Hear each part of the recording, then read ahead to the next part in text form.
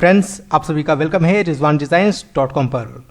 आज के इस फोटोशॉप के क्लास नंबर 69 में हम लोग फिल्टर के कुछ और ऑप्शंस को देखेंगे, जिसमें डिस्प्लेसमेंट और ट्वेल अच्छे तरीके से हम लोग समझेंगे। तो आइए देखते हैं इसका कैसे कैसे यूज़ किया जा सकता है।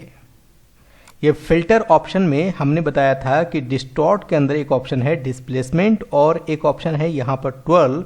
इन दोनों को एक साथ अगर यूज़ करेंगे तो बहुत अच्छे ढंग से समझ सकते हैं।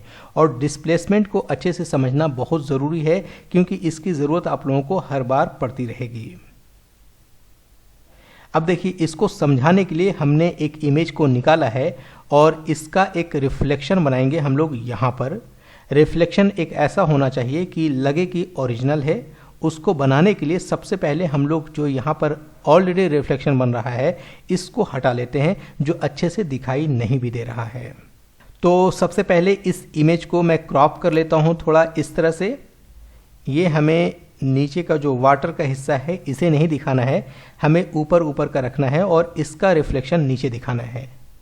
अब ये सिलेक्शन कर लेने के बाद हम लोग इसे क्रॉप करेंगे। आप क्रॉप टूल से भी कर सकते हैं सिलेक्शन, लेकिन अगर आप सिलेक्शन से करेंगे तो भी इजी होगा। जैसे हमने सिलेक्शन से कर लिया, इसका एक शॉर्टकट होता है Alt+IP। अगर आप Alt प्रेस करके IP प्रेस करेंगे तो ये क्रॉप हो जाएगा। जैसे ये देख सकते हैं Alt+IP, ये क्रॉप हो गया। अगर आपको शॉर्टकट याद नहीं है तो आप यहाँ इमेज के अंदर जाकर आप क्रॉप कर सकते हैं ऐसे।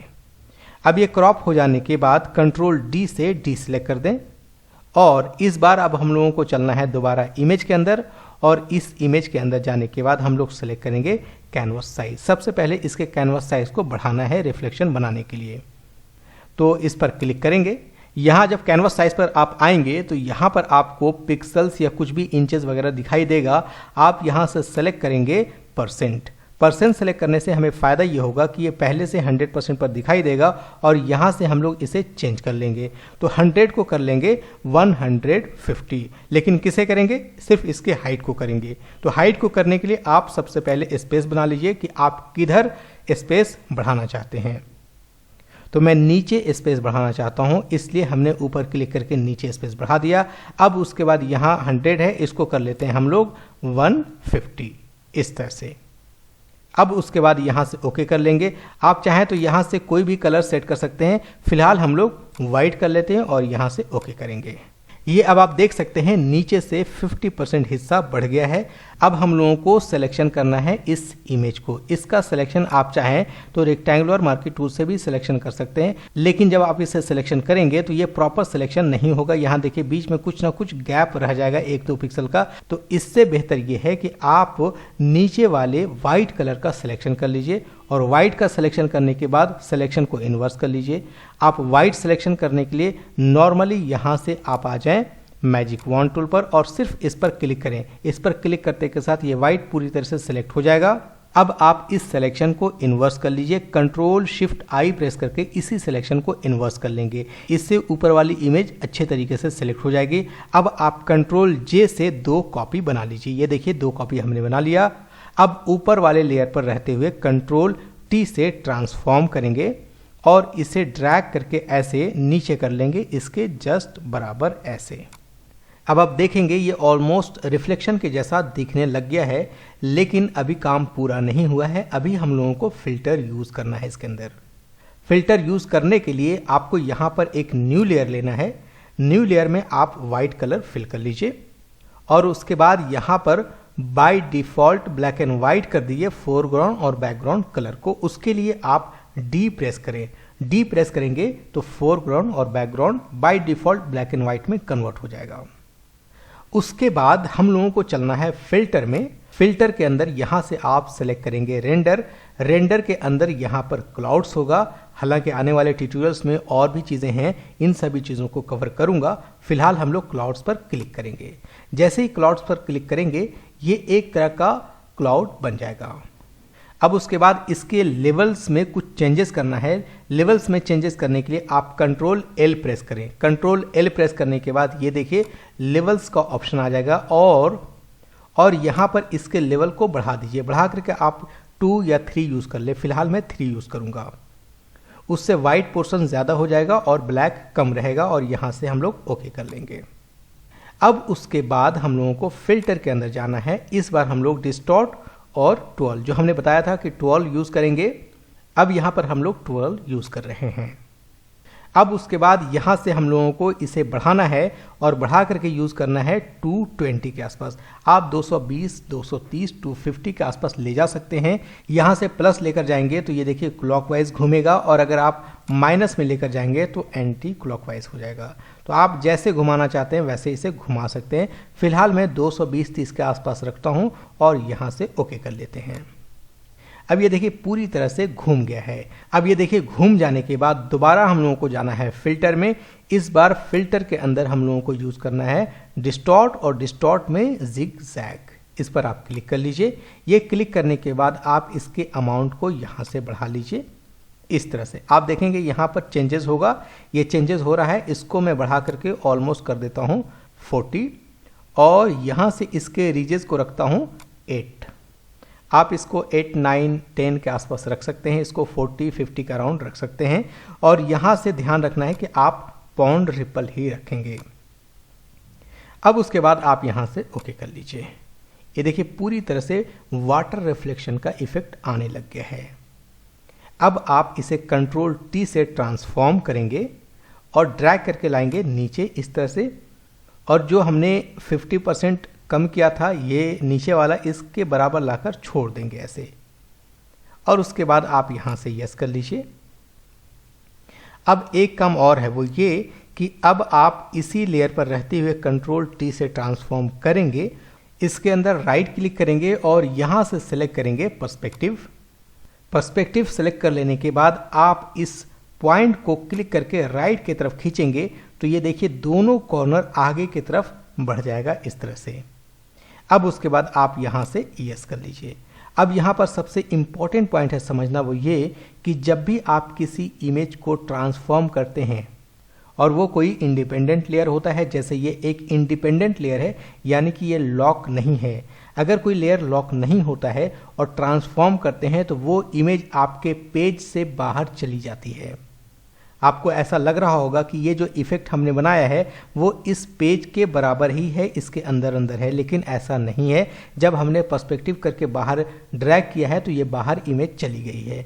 उसको हटाना ज़रूरी है, यानी उसे क्रॉप करना ज़रूरी है। आपको कैसे पता चलेगा कि बाहर चली गई है? तो आप कंट्रोल T से ट्रांसफॉर्म करके देखेंगे, आपको पता चल जाएगा। ये देखिए इतनी इमेज बाहर है, इसे बाहर नहीं होना चाहिए। उसके लिए आप इस पूरे पेज का सिलेक्शन कर लीजिए और यहाँ से इमेज में जाकर इसे क्रॉप कर लीजिए। अब हम लोग देखेंगे इसको ट्रांसफॉर्म करके तो बाहर नहीं दिखेगी, ये देख सकते हैं, यानी क्रॉप हो गई है। अब ये प्रॉपरली क्रॉप हो गया है। क्रॉप हो जाने के बाद अब हम लोगों को इसी का एक न्यू डुप्लीकेट लेयर बनाना है, लेकिन न्यू टैब में ओपन करना है। उसके लिए भी आप समझ जाएं कि कैसे करना होता है। आप यहाँ पर जाएंगे लेयर पैनल में और यहाँ से डुप्लीकेट लेयर पर आप क्लिक करेंगे।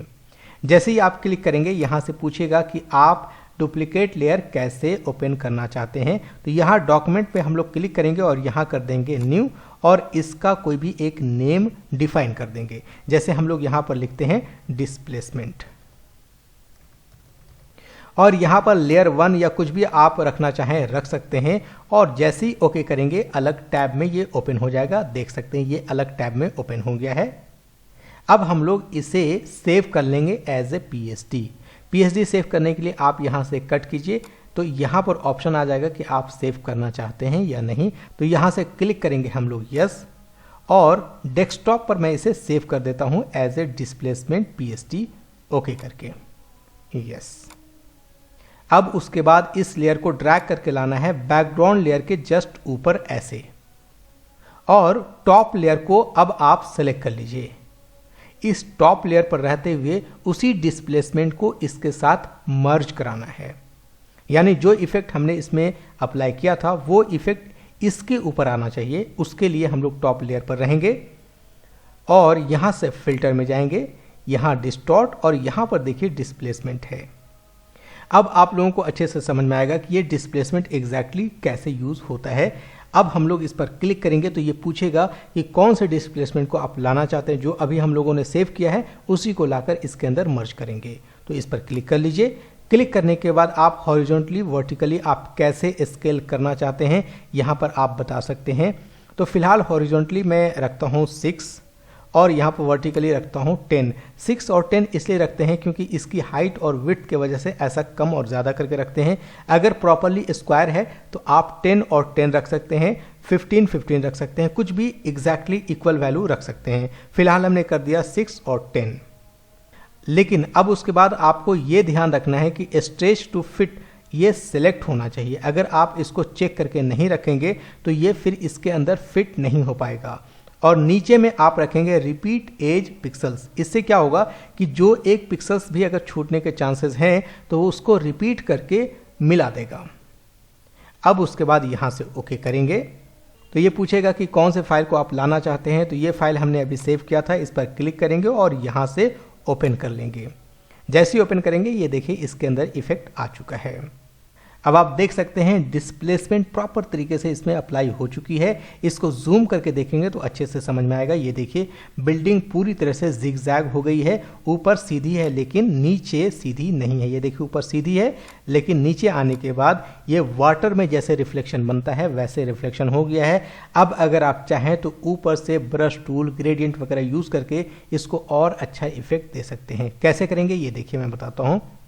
यहाँ से एक न्यू लेयर लेंगे, ब्रश टूल लेंगे और इसके हार्डनेस को 0% करके रखेंगे। इसके साइज को आप छोटा ही रखेंगे और उसके बाद यहाँ फ्लो कम करके इसका कलर आप यहाँ से उठा लें, कोई इस तरह का ही कलर इससे मिलता जुलता। ये देखिए हमने कलर ले लिया।